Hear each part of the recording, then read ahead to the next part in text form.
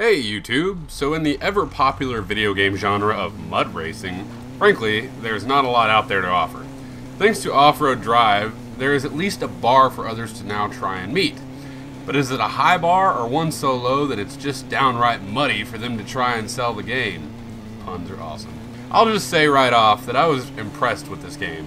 Going in, I really thought it would be just a big fat glitch fest. Not once in my playthrough did I get stuck in geometry or have weird physics calculations causing me to bounce off of things in totally laughable ways. Which is pretty impressive since games that aren't even really supposed to be in near as a geometry heavy setting as this sometimes can't seem to do that when they're $60 boxed games. In OffRoad Drive, which, by the way, such a horrible and generic sounding name for such an original game like this, you start off with a nice little tutorial that teaches you the ins and outs of getting through your first mud pit. You have at your disposal a winch, sand tracks, which are basically ramps to stick underneath the front tires in certain situations, the ability to lock your differentials at any moment, and of course, four-wheel drive.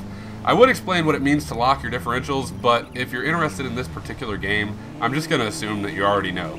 But don't worry, if you don't, the game explains it just fine in the tutorial. After this tutorial, you're off to start your career, improving and ranking up to unlock more races, vehicles, and locations along the way. All of the locations of the game, such as Malaysia, Australia, the USA, and a few others, I believe there's probably 8, all have a very distinct look to them, as well as slightly different style of racing for each. There's one sore thumb for me. When you race in the US, they just made all these rock climbing style events. Most of them were just way too long, like excess of 10 minutes, and just too frustrating to be any fun. I found myself constantly getting reset due to the game thinking that I was heading the wrong direction when I actually just wasn't, or resetting me thinking that I was upside down when I was just on a really steep incline that you kind of just have to go over to get through the race.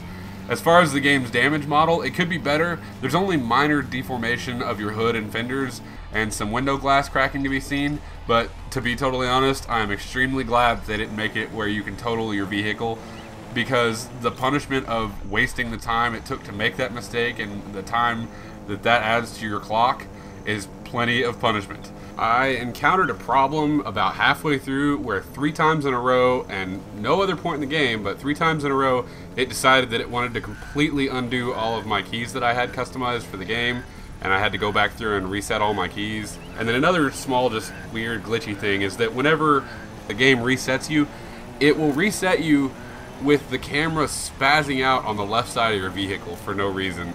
And it only does it for about 5 seconds, but while it's doing that, you kind of can't make any progress and you gotta wait on it and you're just losing time. But just some kind of annoying things. If you're really into this idea of a game though, you're gonna do like I did and just keep playing through the game, but I'm just trying to point out all the stuff. The game's soundtrack is an odd mix of pop and some metal and kind of a little bit of in between that it's actually just fine. I ended up not doing the whole iTunes and turning the game's music down thing. I just let the soundtrack play through the whole game. The game looks great.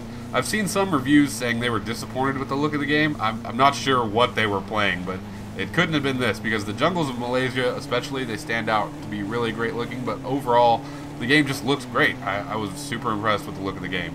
And it runs great to top it all off. I'm running a GTX 660, that's a 2 gig card, the WindForce OC edition, and it ran at a solid 60 the whole time and never got above probably 58 degrees Celsius. So yeah, just to give you a benchmark.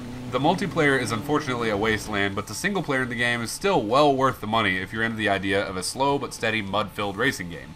If you enjoyed MotorMax Off-Road Extreme, then you won't be disappointed with this game either. And if you're looking at this and are interested in this genre, maybe you should check out MotorMax Off-Road Extreme. All in all, this is a great game, worth the money. Definitely check it out. Thanks for watching. Thumbs up this video if you liked it, and be sure to comment if you want to. I will comment back. Peace. Thanks for watching.